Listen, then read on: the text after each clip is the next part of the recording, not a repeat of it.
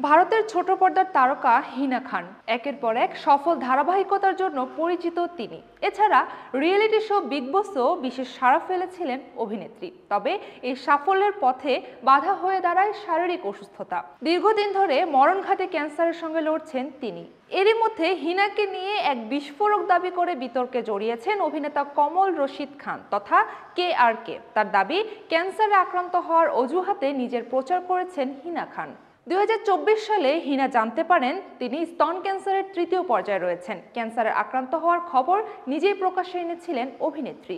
Chemo নেওয়া থেকে ক্যামেরার সামনে মাথা কামিয়ে ফেলা সব মুহূর্ত ভাগ করে নিয়েছেন হিনা। তবে অসুস্থতার মধ্যেও কাজে খামতি নেই। কাজের ছবিও সামাজিক যোগাযোগ মাধ্যমে ভাগ করে নিয়েছেন তিনি। কিন্তু নিন্দুকেরও অভাব নেই। রোজলিন খান নামে এক ক্যান্সার রোগী হিনাকে নিয়ে সম্প্রতি মন্তব্য করেছেন। রোজলিনের দাবি, হিনা নাকি পুরোটাই ভান করছেন। কেমো নেওয়ার পরে এইভাবে কেউ ঘুরে বেড়াতে পারে না, এমনকি ক্যান্সারে আক্রান্ত অবস্থায় দেশের বাইরেও যাচ্ছেন হিনা। তার মতে, ক্যান্সারের প্রসঙ্গ স্রেফ পাবলিসিটি স্টান্ট।